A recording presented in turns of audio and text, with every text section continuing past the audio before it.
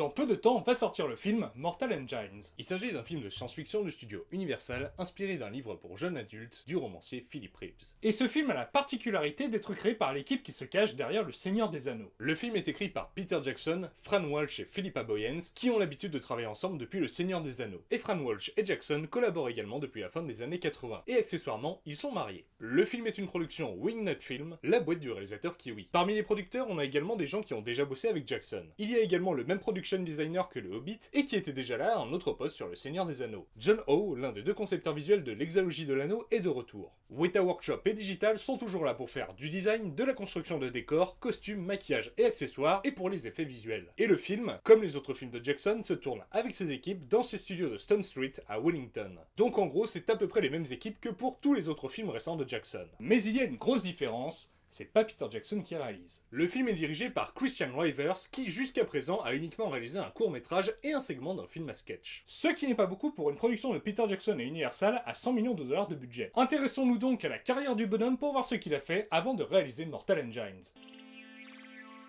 Pour son film d'horreur Brain Dead, sorti en 1992, Peter Jackson cherchait quelqu'un pour storyboarder le film. C'est-à-dire dessiner les différents plans afin de planifier le cadrage et le tournage. Et il a pensé à un fan qui lui avait envoyé des dessins plutôt réussis.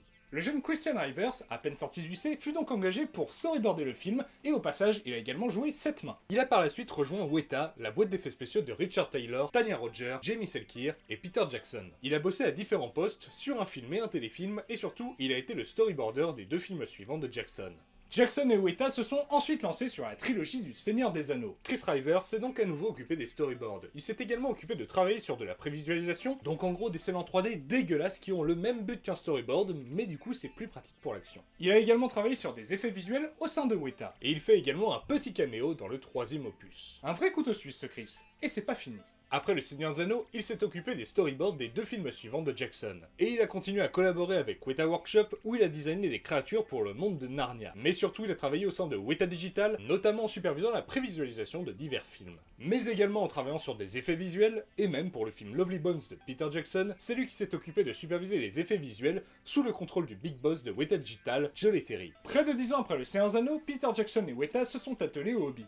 On va pas parler de tous les problèmes qu'il y a eu lors de la production de ce film, mais on va parler de ce qu'a fait Christian Rivers dessus. Il s'est à nouveau occupé de superviser la prévisualisation, et dans ce film, énormément de scènes ont été prévisualisées. Et c'est également sur cette saga qu'il est passé pour la première fois derrière la caméra. Il a dirigé quelques séquences pendant le tournage principal, comme une partie de la scène des tonneaux. C'est lui qui a supervisé l'équipe qui balançait et filmait des tonneaux dans une rivière après l'ouverture d'un barrage afin qu'il y ait beaucoup de courant. Lors du tournage additionnel du premier film, il s'est occupé de la Splinter Unit. En gros, c'est une petite seconde équipe. Il a fait de même lors du gros tournage additionnel de 10 semaines, au cours duquel a été tourné la bataille des 5 armées. Et semble-t-il que là, l'équipe qu'il dirigeait était un petit peu plus grande. Donc à travers ces différents films qu'il a fait avec Jackson, où il a pu s'occuper des storyboards, de la prévisualisation et de la direction de la seconde équipe, il a pu s'approprier le style de réalisation de Jackson. Après le Hobbit, il est passé à la réalisation. Puisqu'il a réalisé un court-métrage d'horreur en 2015, ensuite il a à nouveau dirigé la seconde équipe d'un blockbuster, Peter et Elliot le Dragon, le film Disney tourné dans les studios de Jackson en Nouvelle-Zélande. En parallèle, Jackson et ses équipes avançaient sur l'écriture du film Mortal Engines. Et il fallait qu'il se dépêche car il avait acheté les droits du roman près d'une dizaine d'années avant et il était sur le point de les perdre. Un réalisateur avait été choisi mais il a fini par quitter le projet. Jackson avait donc besoin de trouver un nouveau réalisateur en urgence et il y a un gars dont il connaissait bien les compétences et le style de cadrage puisqu'il travaillait avec lui depuis plus de 20 ans.